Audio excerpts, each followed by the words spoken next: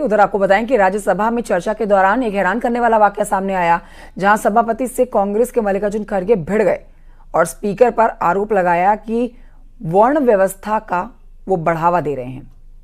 जयराम रमेश को अलग तरीके से देख रहे हैं और उन्हें अलग तरीके से देख रहे हैं।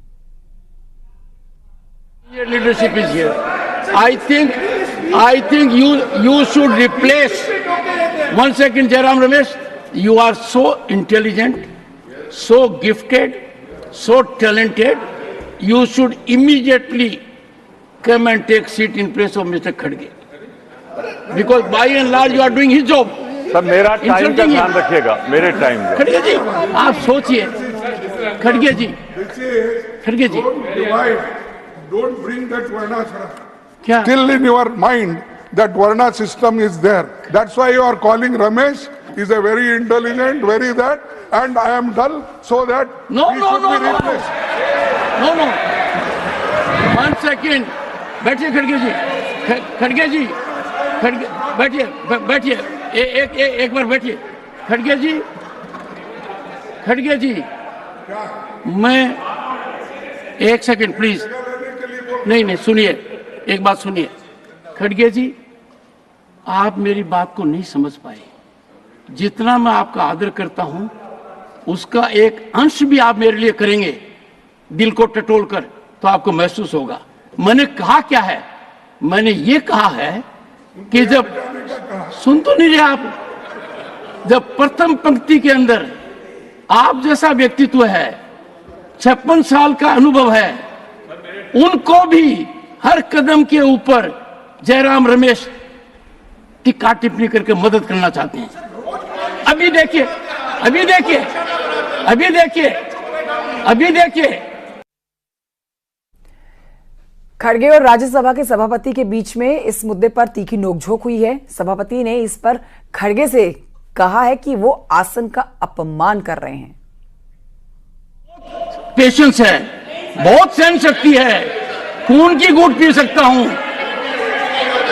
मैंने क्या क्या बर्दाश्त किया है, कितना बर्दाश्त किया है, और आप फट खड़े होकर कह देते हैं, अरे आपको खड़गे जी, आपको किसने बनाया है ये आप अपने आप जाने।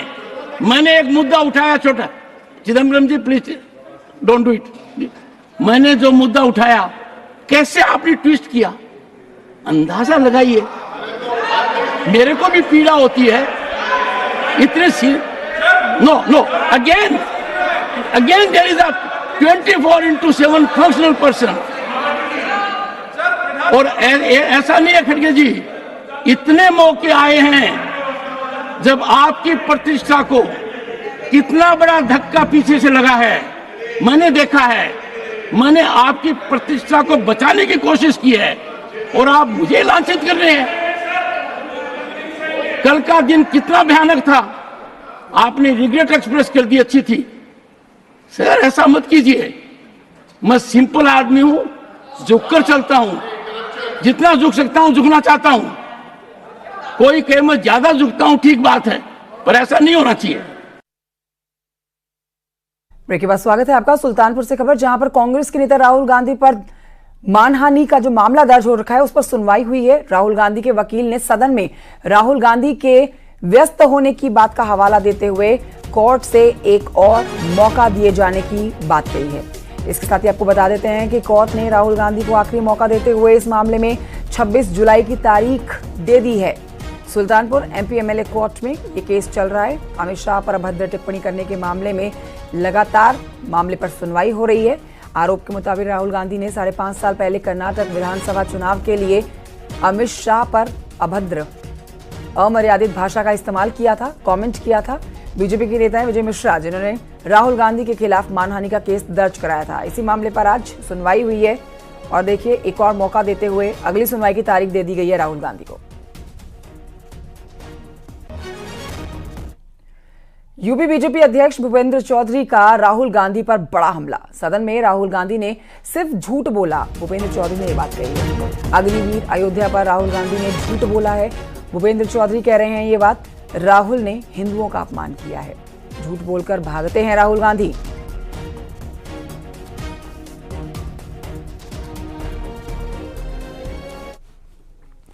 बढ़ते हैं आगे बिजनौर से खबर, जहां के नगीना से सांसद चंद्रशेखर ने कांवड़ यात्रा और ईद पर फिर से बवाल मचाने वाला एक बयान दे दिया है। देखिए, न्यूज़ 18 इंडिया के खास बातचीत के दौरान वो अपने पिछले बयान पर अड़े गए हैं। संविधान धार्मिक आज़ादी देता है और किसी से भी धार्मिक आज़ादी छीनी नहीं जा सकती है। कांवड़ यात्रा 15 दिन तक चलती है, उसे इजाज़त दी जाती है और ईद साल में 2 बार आती है। अगर उसका सम्मान करते हुए उसकी अनुमति दी जाती है तो उसमें क्या दिक्कत है।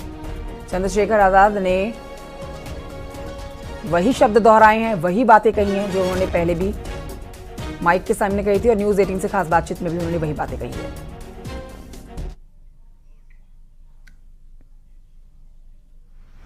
हम भारतीय संविधान को मानते हैं। भारतीय संविधान धार्मिक आज़ादी देता है।